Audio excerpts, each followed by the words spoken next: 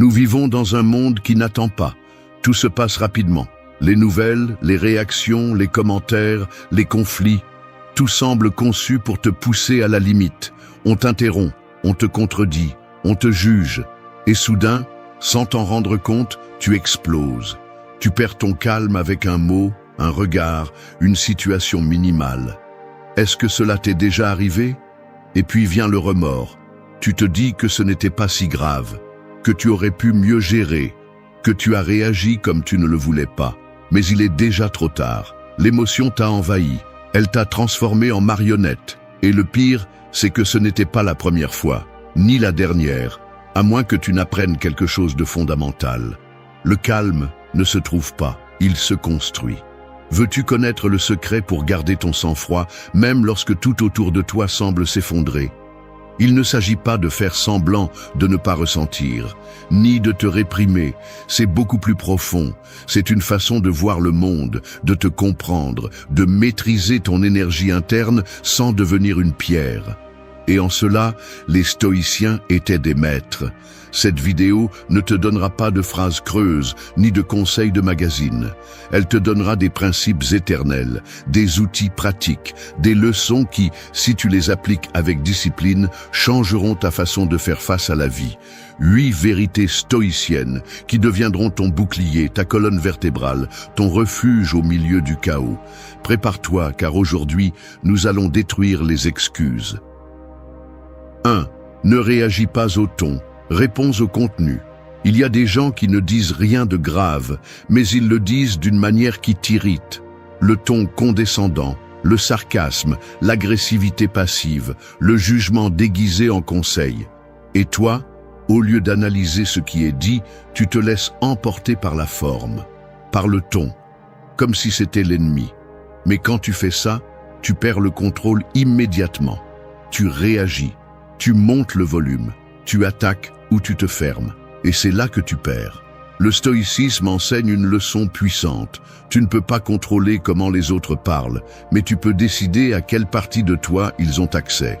Quand quelqu'un élève le ton, ce qu'il fait vraiment, c'est te lancer un hameçon émotionnel. Si tu mords, tu n'es plus en train de décider.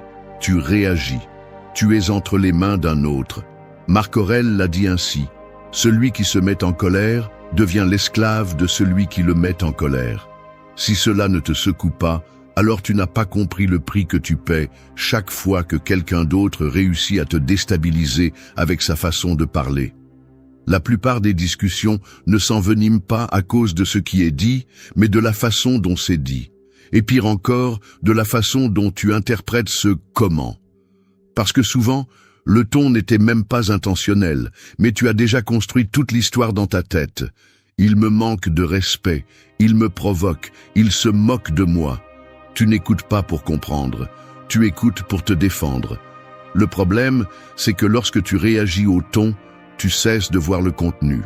Et là, tu pourrais ignorer quelque chose de précieux, une critique utile, une observation qui pourrait t'aider, une vérité inconfortable que tu dois affronter.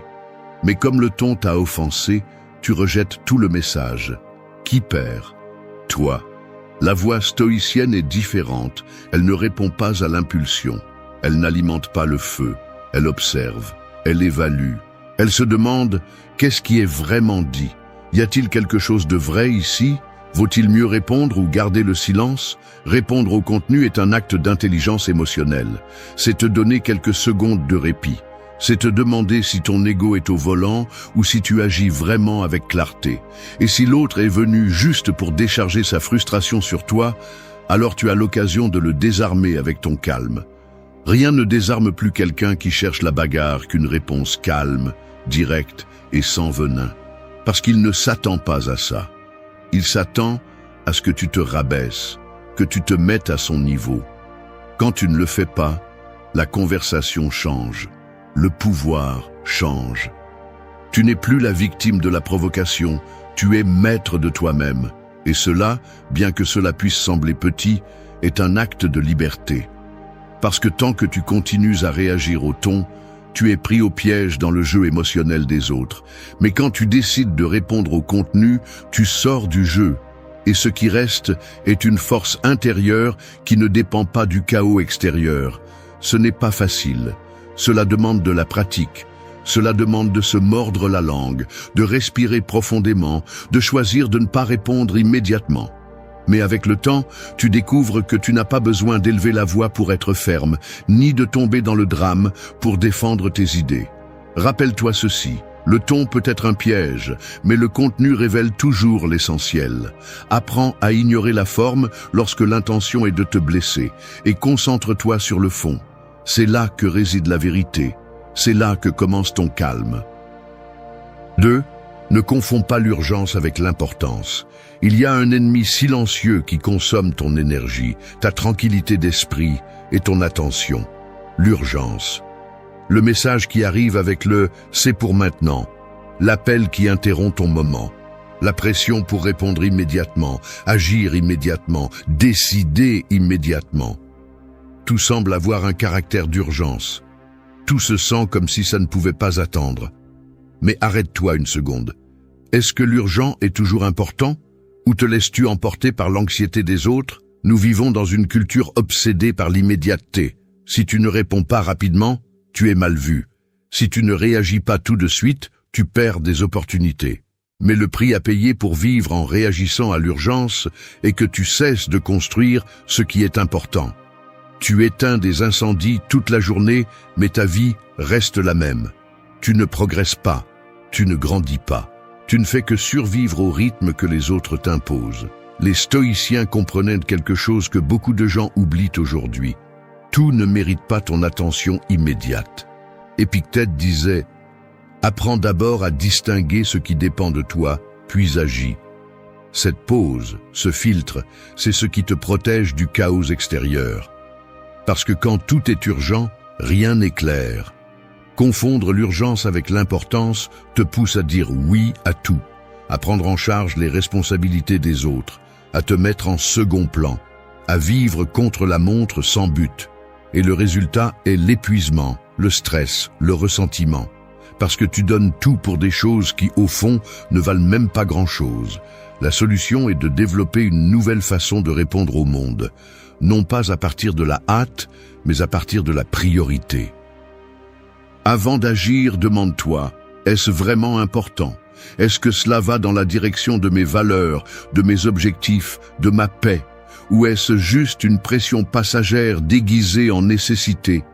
Apprendre à dire « cela peut attendre » est un acte de pouvoir personnel. Tu n'es pas irresponsable en reportant ce qui n'est pas vital. Tu es sage, tu protèges ton énergie, tu donnes de la valeur à ce qui en a vraiment. Et bien sûr, tu n'auras pas toujours le luxe d'ignorer l'urgent. Mais même dans ces moments, tu peux choisir d'où tu le fais, de la désespération ou de la décision. L'urgence peut être à l'extérieur, mais c'est toi qui décides si elle entre. L'esprit stoïcien s'entraîne pour cela. Pour ne pas vivre en réaction constante, pour discerner, pour mettre chaque chose à sa place. Ce qui aujourd'hui semble être une crise, demain tu ne t'en souviendras même pas. Mais ce que tu arrêtes de construire pour faire face à cette crise, cela laisse une trace. Ta tranquillité se renforce lorsque tu apprends à prioriser, à respecter ton temps, à ne pas céder à chaque bruit qui frappe à ta porte. Tu n'es pas obligé de courir après tout. Tu n'es pas ici pour vivre en éteignant les feux des autres. Et s'il y a une chose que tu dois retenir de cette leçon, c'est ceci. Tout ce qui crie ne mérite pas ton attention. Certaines choses ne font que du bruit. La véritable importance est silencieuse, constante, solide. Apprends à l'écouter.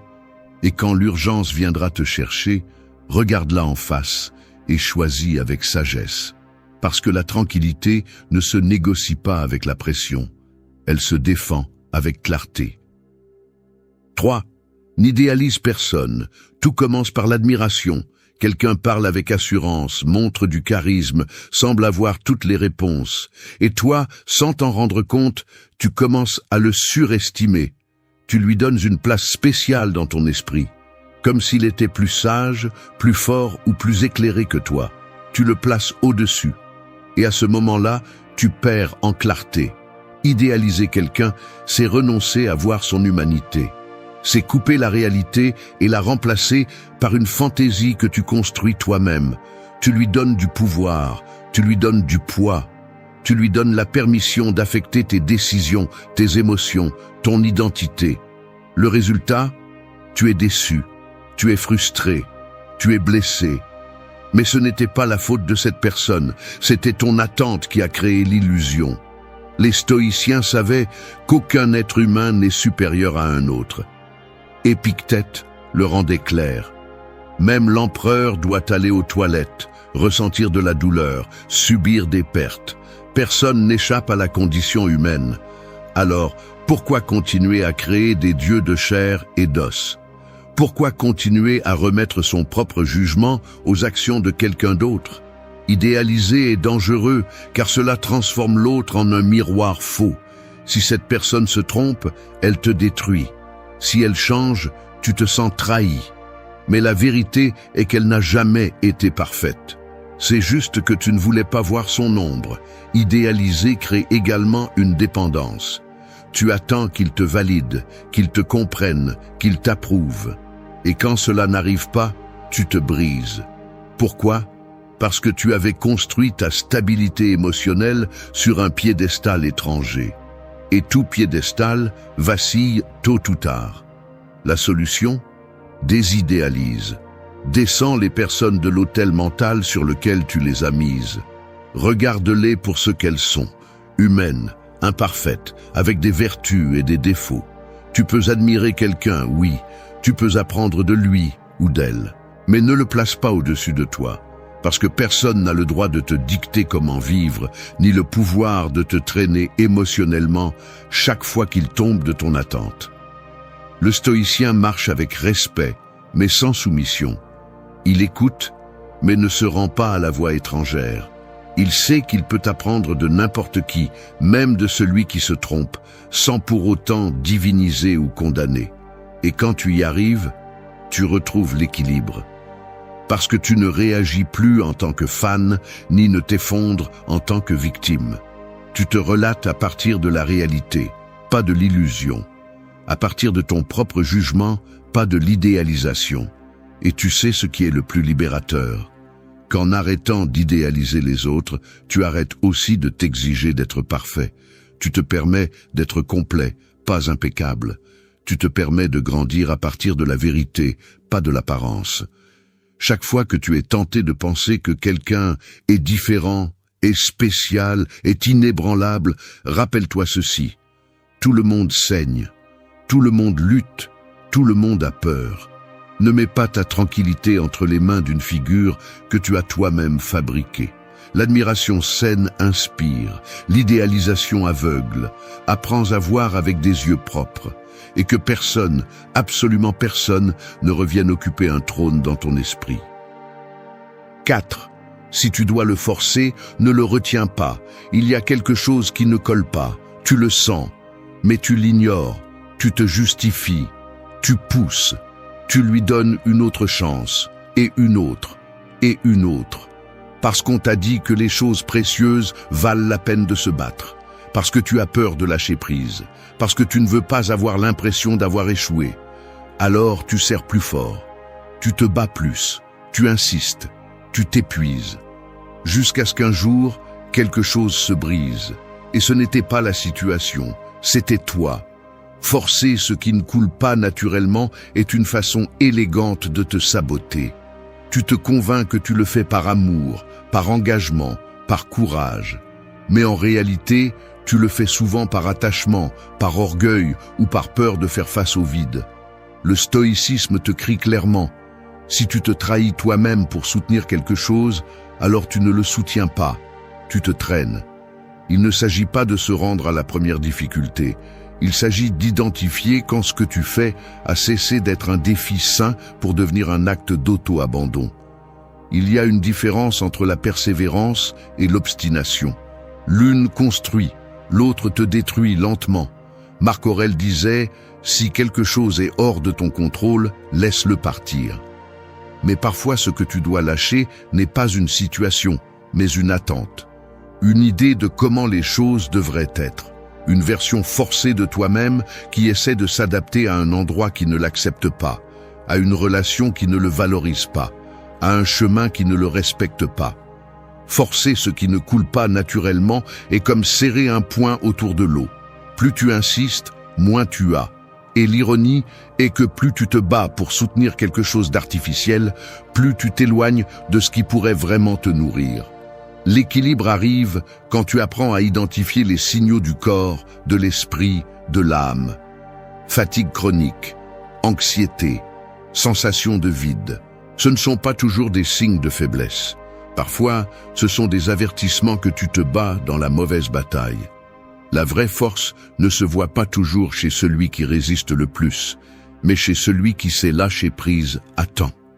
Chez celui qui choisit dignement de se retirer de ce qui n'ajoute plus, même si ça fait mal, même s'il y a une histoire, même s'il y a un investissement émotionnel, parce que la paix n'a pas de prix, et soutenir ce qui ne fonctionne pas finit par te coûter trop cher.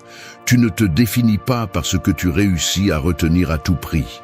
Tu te définis par ce que tu es capable de lâcher avec intégrité. C'est pourquoi, chaque fois que tu te retrouves à forcer une conversation, une relation, un projet ou une identité qui ne vibre plus avec toi, pose-toi cette question. Suis-je fidèle à moi-même ou à une illusion? Et si la réponse fait mal, tant mieux. La douleur est l'alarme qui te réveille avant que les dégâts ne soient permanents. Sois reconnaissant pour ce signal. Respire, lâche prise, parce que ce n'est que lorsque tu libères ce qui n'est pas que tu fais de la place pour ce qui est. Et souviens-toi, ce qui est maintenu par un effort constant, mais sans paix, n'est pas de la force. C'est une prison. Libère-toi. 5.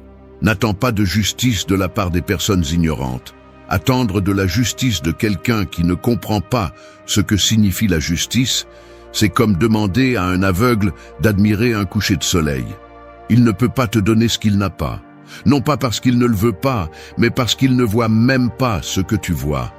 Et pourtant, nous insistons, nous réclamons, nous nous frustrons, nous sentons que quelque chose nous est dû. Et chaque fois que cette justice n'arrive pas, nous sommes remplis de colère ou de déception. C'est l'une des erreurs les plus courantes, supposer que tout le monde pense, ressent ou agit selon les mêmes principes que toi. Tu crois que si tu es loyal, tu recevras de la loyauté, que si tu es juste, on te traitera avec équité, que si tu donnes du respect, on te le rendra. Mais non, le monde ne fonctionne pas ainsi.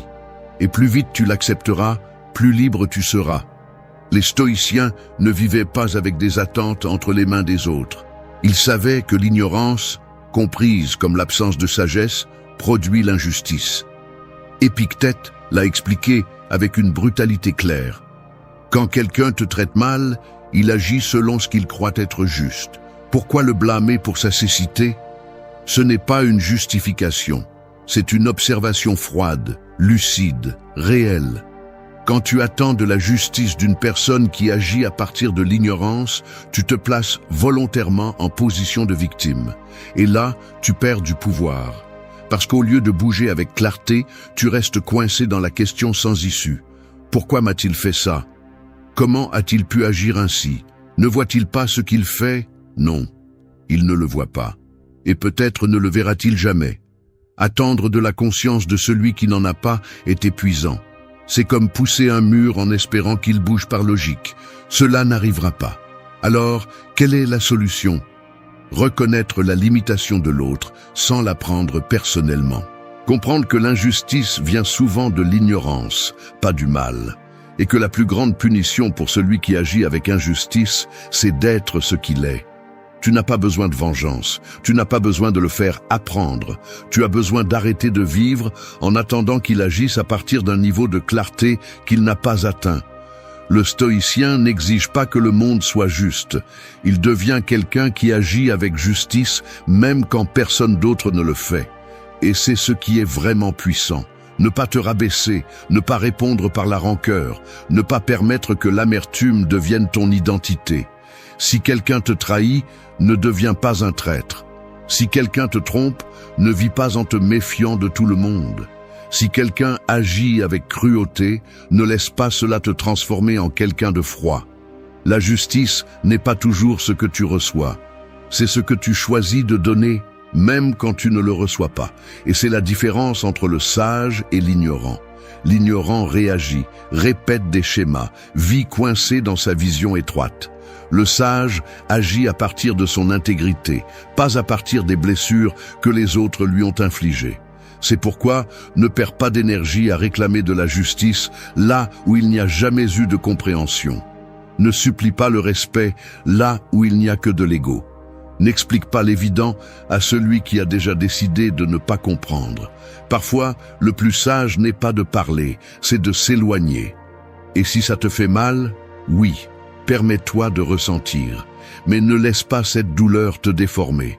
Parce que chaque fois que tu fais face à l'ignorance avec dignité, tu grandis, tu t'aiguises, tu te renforces, et plus important encore, tu gardes ton calme. Ce calme que personne ne peut t'enlever, parce qu'il n'est pas basé sur ce qu'on te donne, mais sur ce que tu décides d'être. Alors la prochaine fois que tu fais face à une injustice, ne demande pas d'explication à celui qui ne peut pas te les donner. Ne mendie pas de conscience dans des cœurs fermés. Observe, comprends et continue à avancer, sans rancune, sans attachement, sans rien attendre.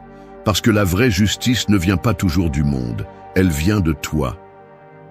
6. Pense lentement dans un monde qui réagit rapidement. Il n'y a pas de temps. Tout est pour maintenant. Donne ton avis, réponds, agis, décide. Et si tu ne le fais pas immédiatement, tu restes en arrière. C'est ainsi que fonctionne ce monde. Rapide, impulsif, superficiel. Mais cette vitesse a un prix. Et le prix, c'est ta clarté, ton calme, ta sagesse. L'environnement actuel est conçu pour te pousser à réagir. Les réseaux sociaux, les titres, les messages vocaux, les urgences artificielles.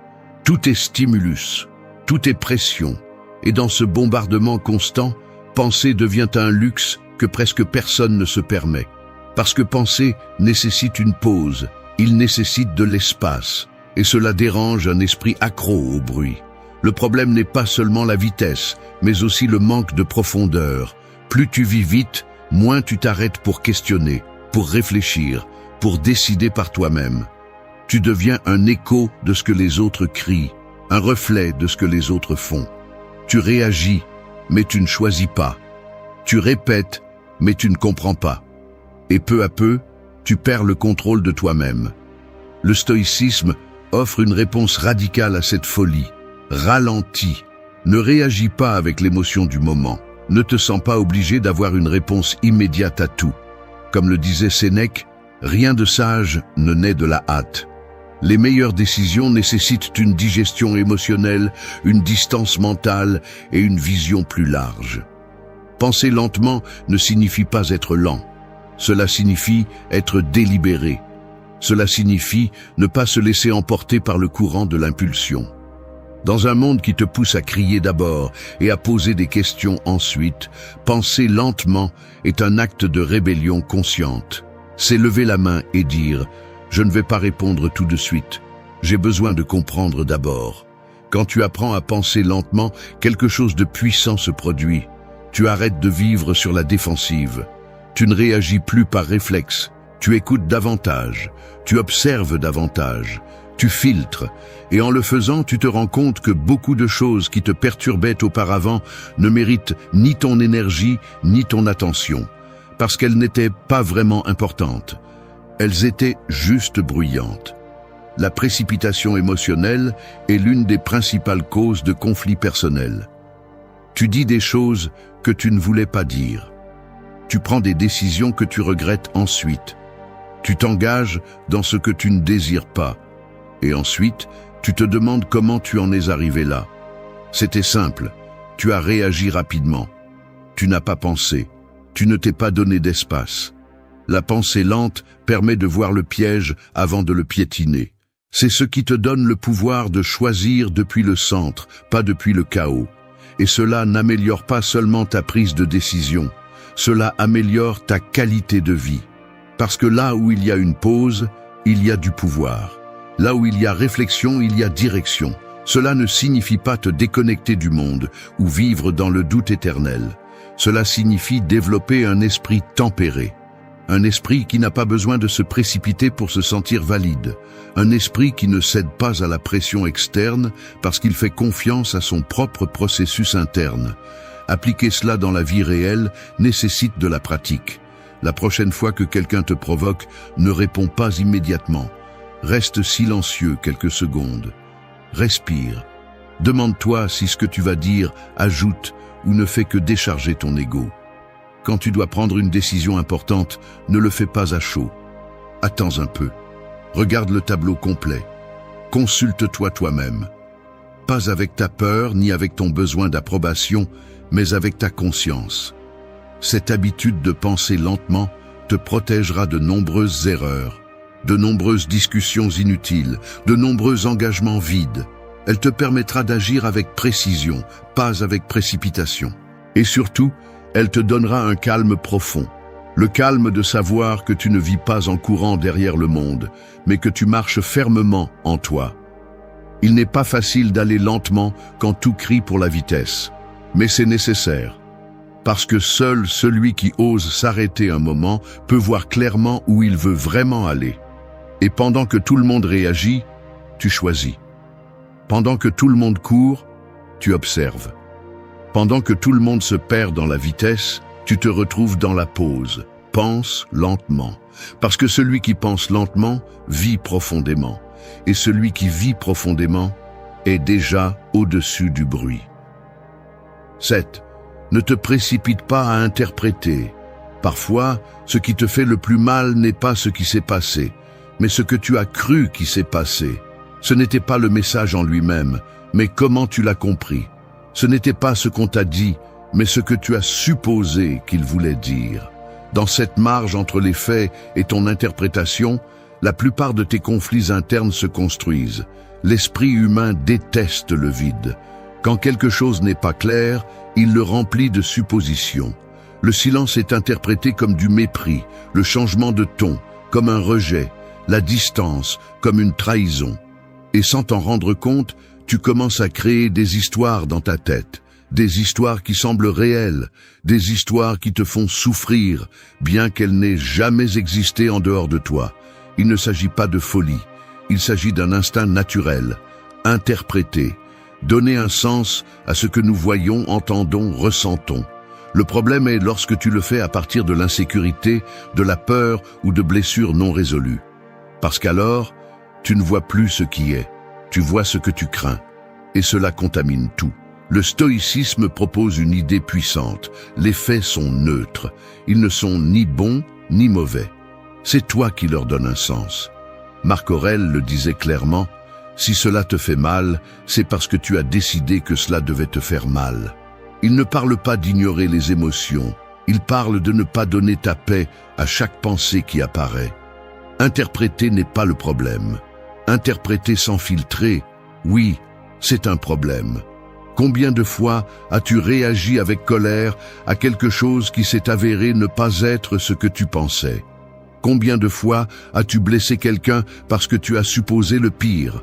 Combien de fois t'es-tu enfermé dans tes propres jugements et as-tu perdu des opportunités, des relations ou de la clarté à cause d'une interprétation erronée?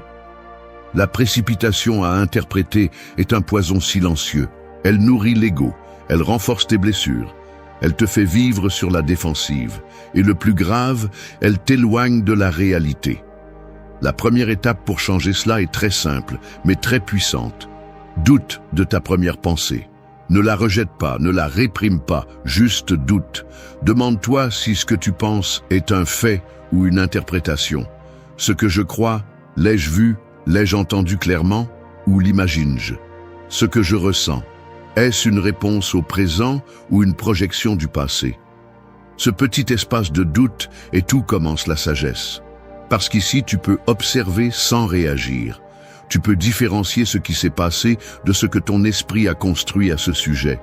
Et dans cet espace, tu peux aussi choisir. Tu peux choisir de demander avant de supposer. Tu peux choisir d'attendre avant d'exploser. Tu peux choisir de t'observer avant de juger. Et chaque fois que tu fais cela, tu renforces ton contrôle personnel.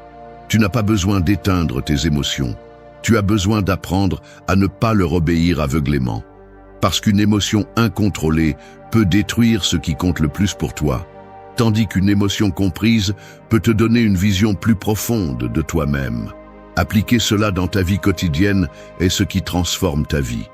Ce regard, cette phrase ambiguë, ce geste inattendu, n'ont pas à détruire ton calme.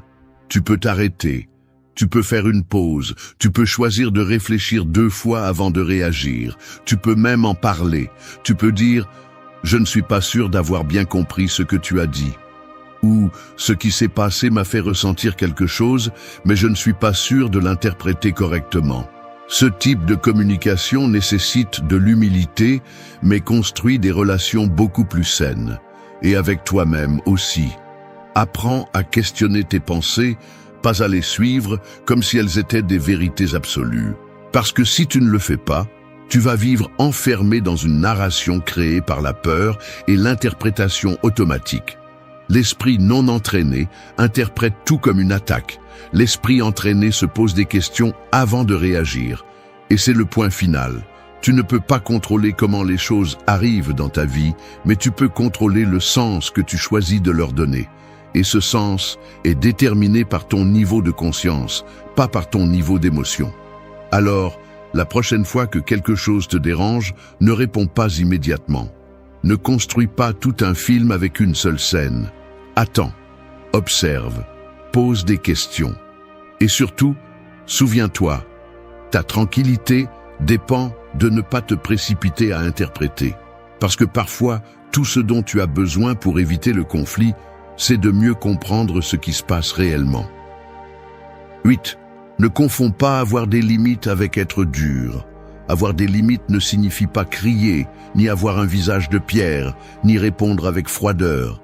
Ce n'est pas se fermer, ni cesser de ressentir, ni devenir inaccessible. Mais beaucoup le confondent. Ils pensent qu'établir une limite signifie devenir rude, que se protéger est synonyme d'être inflexible, que prendre soin de soi implique de se durcir. Et c'est là que l'équilibre se perd. La véritable limite n'est pas un mur. C'est une porte avec une serrure. Ce n'est pas un rejet du monde. C'est une affirmation de soi.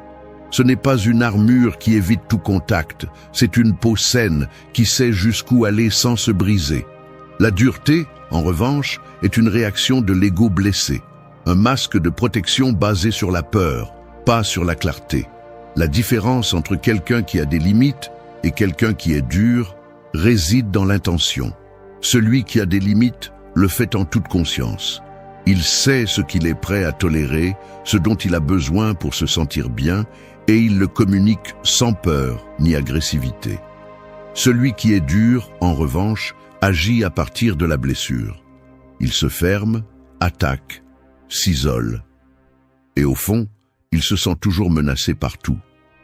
Les stoïciens parlaient d'autarcie, l'autosuffisance émotionnelle qui naît de la connaissance et du respect de soi. Avoir des limites fait partie de cela. Non pas pour s'éloigner du monde, mais pour vivre en lui sans se trahir. Non pas pour imposer sa forme, mais pour protéger son essence. Une limite n'est pas une punition, c'est de l'auto-soin. Et pourtant, beaucoup ont du mal à les mettre en place parce qu'ils craignent de paraître durs. Ils craignent de paraître égoïstes, froids, distants. Mais il y a une vérité inconfortable. Si tu ne mets pas de limites par peur de déranger, tu finiras par te déranger toi-même. Et cela, à la longue, te brise plus que n'importe quel rejet externe. Avoir des limites, c'est dire non, sans culpabilité. C'est se retirer de là où on ne te respecte pas sans faire de scandale. C'est ne pas trop expliquer. C'est prendre soin de ton bien-être sans avoir à tout justifier. La dureté crie, se défend, veut prouver quelque chose. La limite authentique n'a pas besoin de hausser la voix. Elle reste simplement ferme. Il y a aussi l'autre extrême, ceux qui pensent qu'être gentil implique de dire oui à tout, que d'avoir un cœur ouvert signifie accepter n'importe quel traitement. Mais ce n'est pas de la bonté, c'est de l'abandon de soi. La bonté sans limite devient de l'auto-agression, parce que tu donnes ce que tu n'as pas, tu permets ce qui te fait du mal, tu soutiens ce qui te draine. Et ensuite, tu te demandes pourquoi tu es si fatigué, si frustré, si perdu. Une limite claire te ramène au centre. Elle te permet d'être en paix avec tes décisions, avec tes relations, avec ton temps. Tu n'as pas besoin de te durcir pour te protéger. Tu as juste besoin de définir d'où tu te relates aux autres et à toi-même. Appliquer cela implique de prendre des décisions inconfortables. Dire non quand tout le monde attend un oui. Marquer une distance sans avoir besoin de se battre. Cesser d'expliquer ta valeur. Mais cet inconfort est le prix d'une vie plus authentique, plus libre, plus alignée avec ce que tu es vraiment. Et si quelqu'un s'éloigne parce qu'il n'a pas accepté ta limite, cette personne n'était pas prête à se lier à toi, mais à te contrôler. Mieux vaut qu'elle s'en aille, parce que celui qui te valorise comprend, et celui qui ne le fait pas ne mérite pas cette place dans ta vie.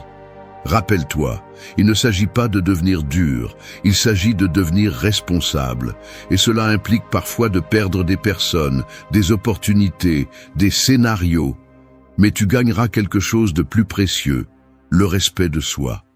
Avoir des limites ne te rend pas insensible, ça te rend intègre, ça ne te transforme pas en quelqu'un de difficile, ça te transforme en quelqu'un de clair. Et cette clarté, bien qu'elle soit inconfortable au début, devient la base de toute relation saine, en commençant par la relation avec toi-même. Alors, n'aie pas peur de tes limites, embrasse-les. Ne les confonds pas avec la dureté. Tu n'as pas besoin de devenir une pierre pour te protéger de la douleur. Tu as juste besoin de savoir jusqu'où tu donnes et d'où tu donnes.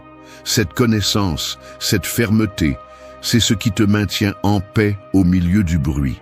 Parce que celui qui a des limites n'a pas besoin de crier pour être entendu, ni de se durcir pour ne pas être blessé.